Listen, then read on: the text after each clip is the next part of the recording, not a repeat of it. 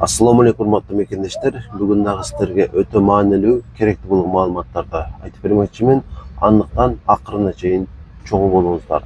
Кайсы гана врач болбосун, ал жакшы болсун, жаман болсун, стажы көп болсун, же тескерисинче аз болсун, кандай болгон күндө дагы ар бир дарыгердин бир гана мүдөөсү болот. Ал да болсо сизди ушул ооруңуздан айыктыруу. Ушул мүдөөсү үчүн болсо дагы биз ар бир дарыгерди сыйлашыбыз керек. Анан эми ушул орунда унутпашыңыздар керек. Бул биздин күнүмдүк ишибиз. Мисалы үчүн бүгүн келсеңиз гүлүп тосуп алышыбыз мүмкүн. Эртең келсеңиз тескерисинче кабак чытып тосуп алышыбыз деле мүмкүн. Анткени адам болгондон кийин ар кандай учуру болот да адамдын. Айрыкча жанагы жаш өтүп баштаган дарыгерлерге барсаңыздар, көбүнчө эле ушул кабагын чытып тосуп алат сиздерди. Бул деген сөз анын жаман экендигин билдирбейт. Болгон эми ушул көп адамдар менен иштеше берип, балким чарчагандын бир белгиси болсо керек. Ошол себептүү кандай гана врач болбосун, ошол сиздерге жардам берүүгө умтулат бардык учурда. Ушуну унутпаңыздар. Анан мен бүгүн бир канча темаларды даярдап алдым. Ошолордун четинен сүйлөй берейин. Ушул врачка баруу боюнча айтайынчы.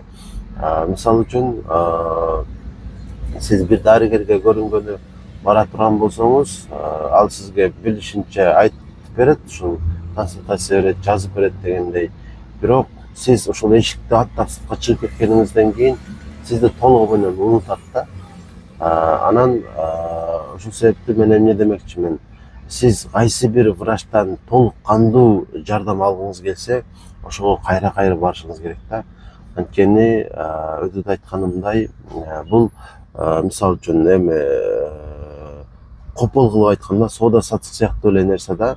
Мисалы ушул сатуучу алдына келген ар бир адамды эстеп кала албайт да. Ошол сыяктуу врач деле ар бир пациентин эстеп кала албайт. Бирок эгерде сиз ошол врачтын билимин толук өздөштүрүп, ошол врач аркылуу айыккыңыз келсе, ошол адамга кайра барышыңыз керек. Мисалы үчүн бир айда жок дегенде 2 жолу барыш керек.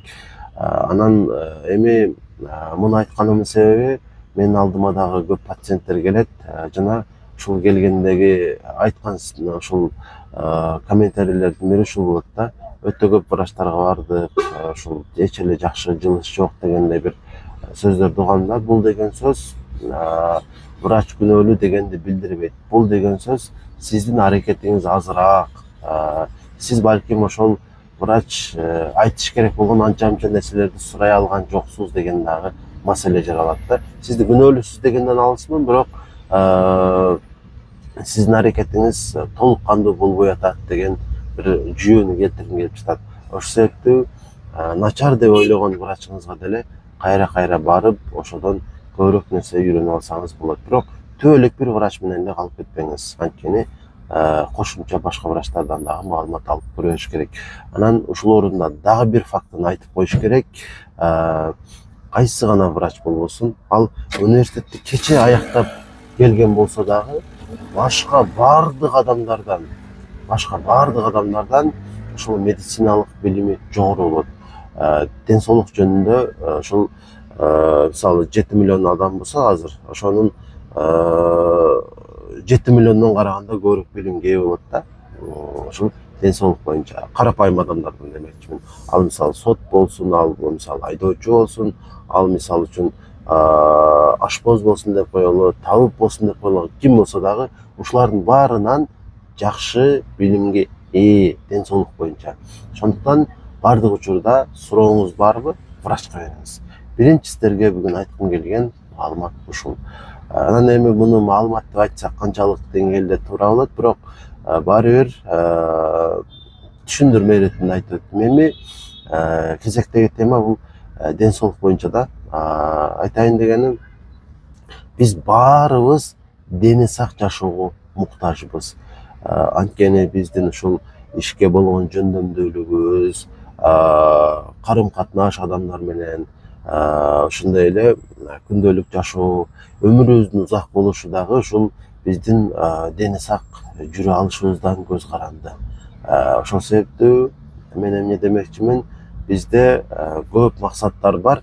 Жана ошол максаттардын сап башында эле дени сак жүрүү болушу керек. Жана бизде буга карата план, максат, аракет дагы болушу керек да.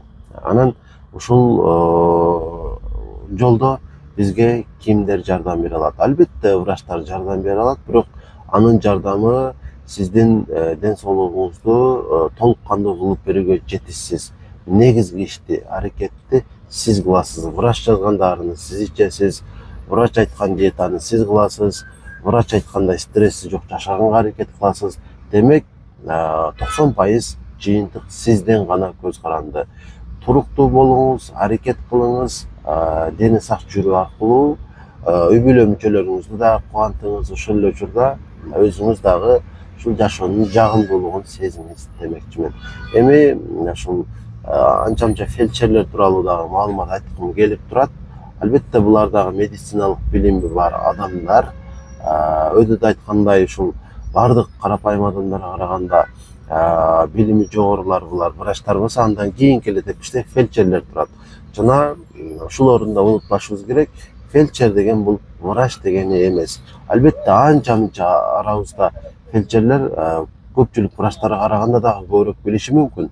Бирок бул ошол фельдшерлердин бардыгы врач дегенди билдирбейт. Айтайын дегеним, айрыкча ушул айылдарда жана ошол тоолуу аймактарда врачтан мурда ушул фельдшерлердин жардамына муктаж болосуздар да. Жана алар дагы ушул өзүнүн билгенин силерге айтканга аракет кылат. Тилекке каршы айрым учурларда ушул фельдшерлер адамдарды чочутуп кайган учурлар болот да. Мисалы үчүн жанагы анализди анча-мынча түшүнөт, жана ошондой эле диагноздорду түшүнөт дегендей. Анан кагазды ачып туруп эле сенин мисалы үчүн бөйрөгүңдө бар экен, сенин мисалы ашказаныңда бар экен, сенин мисалы үчүн грыжаң бар экен деген сыяктуу диагноздорду коюп койсо, эми көпчүлүккө бул эч кандай деле бир таасир эте бербейт, көңүл деле бурбайт, бирок айрым адамдар өтө коркуп калат да ушул айтылган диагноздончу, айтылган сөздөн өтө чоң стресске түшүп калып, жада калса чын да ооруп калышы мүмкүн.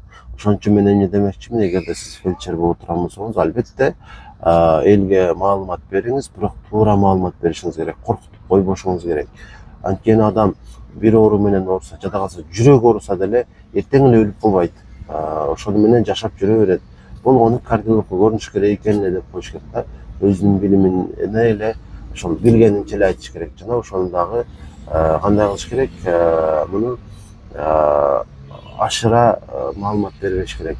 Канчалык билсеңиз ошончолук эле айтыңыз. И карапайым адамдарга дагы ушуну айтмакчымын. Укканыңыздарга толук таянып албаңыздар, ишенип албаңыздар. Уккан сөздөрүңүздөрдүн жарымы чын, жарымы жалган болушу мүмкүн.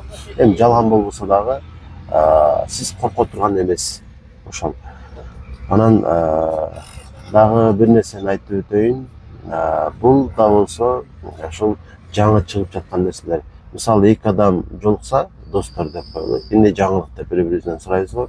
Ошол сыяктуу эле ошол медицинада дагы жаңы ачылыштар, жаңылыктар болуп турат да. Жана бул албетте элдин саламаттыгын сактоого салым кошо турган нерсе. Бирок мен айтып коюшум керек, ушул жаңылыкты сизге ким айтып жатат? Эгер врач сизге кандайдыр бир жаңы аппарат чыкты, жаңы бир нерсе чыкты деп туруп, ошонун негизинде сизге маалымат берсе, ошого ишенсеңиз болот.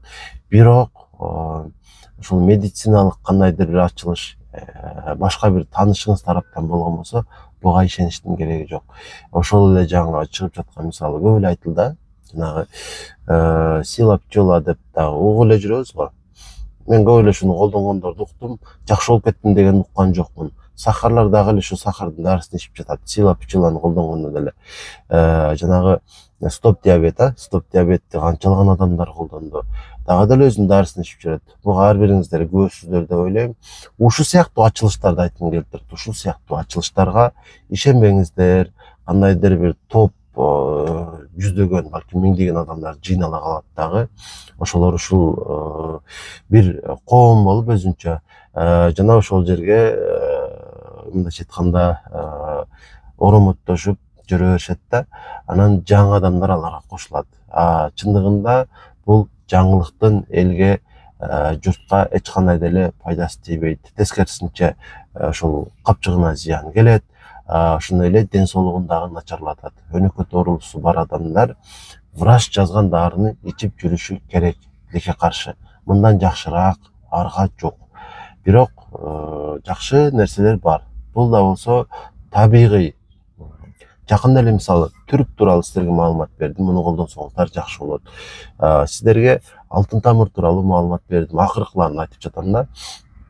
Чеснок тууралуу өтө көп маалымат бергем сиздерге. Чычырканактын майы тууралуу маалымат бердим.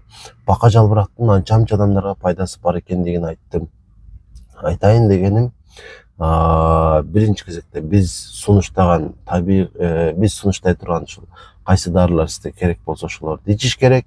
Андан кийинки ошол кошумча дарылануу катары эмне кылсаңыздар болот? Табигый, өзүңүзгө белгилүү. Мисалы үчүн пияз ден соолук үчүн пайдалуу, микробдорду жок кылат.